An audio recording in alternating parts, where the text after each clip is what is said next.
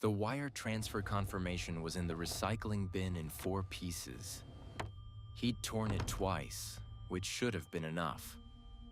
It wasn't. I laid the pieces on the kitchen counter and the name came together in about 40 seconds. Partial account number. A bank I recognized. A woman's name in the memo line that I'd seen somewhere before. Not here. Not in this building. 3 months back, I'd read a brief on my phone while waiting for a contractor. A rental dispute in another city. Same type of building. Different name for the tenant. The printed date on the document put him there 14 months before he signed the lease on 14F. I put the pieces back the way I found them. Finished the walkthrough. Wrote, 15th check, no issues, in the maintenance log, and left. Marcus Vale had been in 14F for 8 months. Paid on time, never complained, tipped in cash whenever I handed him anything in person. Exact change. Always. That's not generosity, that's habit. The kind you build when you've paid a lot of people in a lot of cities and you've figured out that exact change leaves no conversation, no memory, nothing worth recalling.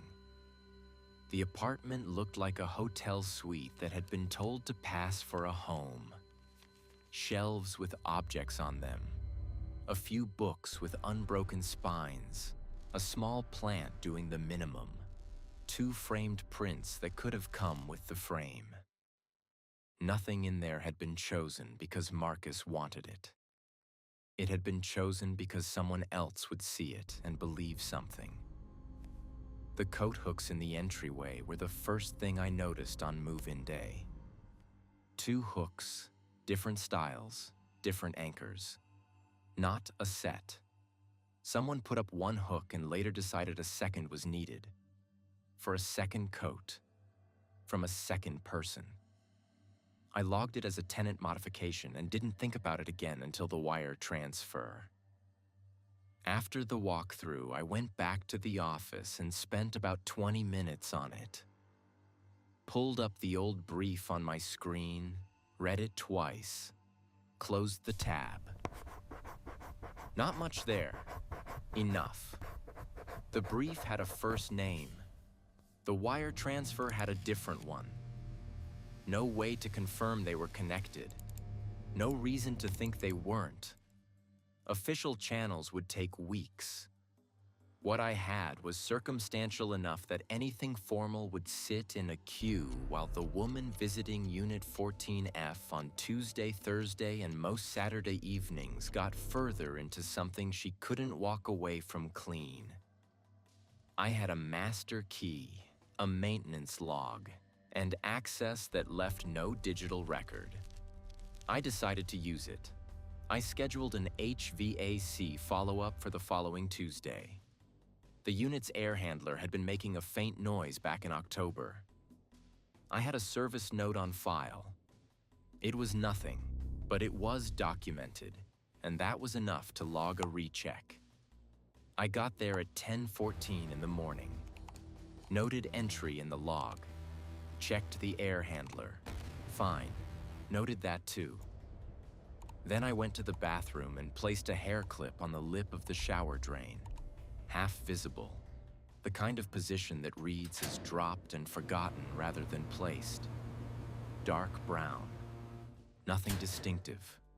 Nothing traceable. Then the bedroom. The bed was made tightly, the way Marcus always kept it. A performance of order. I had a small travel atomizer in my jacket pocket. 1 press on the left side of the fitted sheet near the pillow. A perfume I'd bought 2 weeks earlier at a drugstore. Cash used once. I pressed once, stepped back. The room smelled like a room. The left side of the bed smelled like something else if you were close enough and already paying attention. I left at 10:21. Log departure. Wrote HVAC. Confirmed resolved. I was setting up a situation where a woman named Claire. I had her first name from the guest log. She'd signed in twice. would find things she couldn't account for in a place she was starting to trust. What she did with that was her call. I was just making sure she had something to work with. The second entry came from a maintenance request Marcus submitted himself. Dripping faucet in the kitchen, reported on a Thursday night, scheduled for the following Monday morning. He put it in online at 11 p.m. He'd been home all evening and forgot about it until then, which meant something else had his attention. Claire's car was in the guest lot that Thursday. I checked the camera log. Monday, I fixed the faucet. Washer replacement, 12 minutes of work. Before I left, I stopped at the entry table where Marcus kept his keys. Small ceramic bowl, always the same things in it.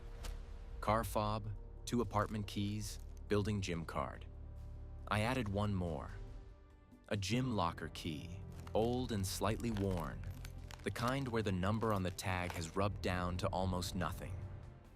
I'd pulled it from the building's lost and found 2 weeks earlier, sitting there unclaimed for over a year.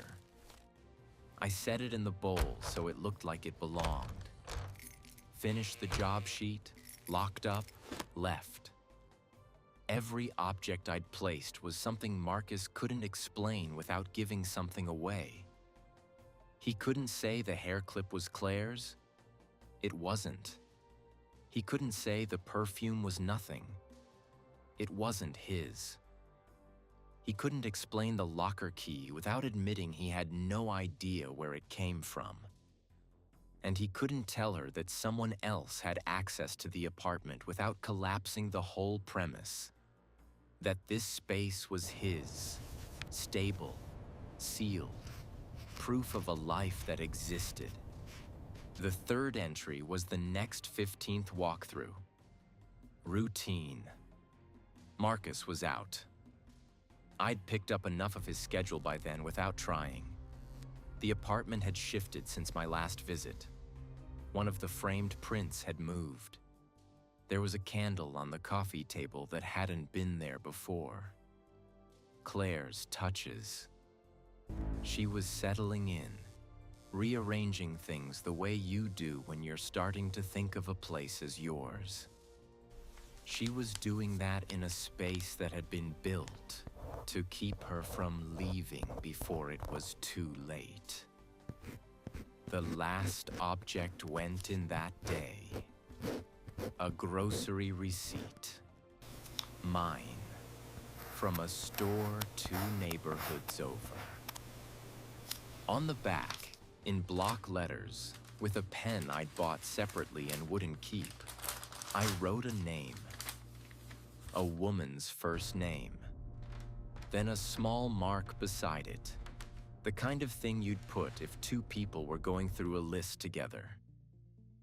I tucked it under the front edge of the refrigerator, far enough back that you'd only find it if you were really cleaning or moving something.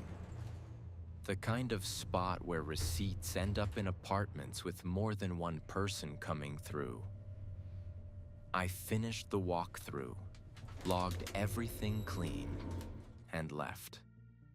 6 days later, I saw Claire in the elevator. She was coming down from 14 at 7:20 in the evening. I was heading up with a package for another unit. We rode together for 4 floors. She looked at the floor the whole time. Before, when I'd passed her in the building, she'd said something. The weather, the weekend, the kind of small talk that's just filling space. This time, nothing. She got off on 10 without a word. The following Saturday morning, I was at the building entrance going through intake paperwork. Checked the guest lot the way I usually do. The space she always used, 3rd row near the pillar, was empty. The lot was about half full. That spot stood out. I checked again the Saturday after. Same. Marcus put in a 72-hour notice to vacate on a Wednesday morning, about 3 weeks after my last entry. No explanation on the form. He didn't add one. I processed it that same day, forwarded it to the owner, scheduled the turnover. The final walkthrough was the day he moved out. The place had been cleaned, or he'd tried. The staged shelving was bare. The coat hooks were still in the entryway. He'd taken his things and left the fixtures.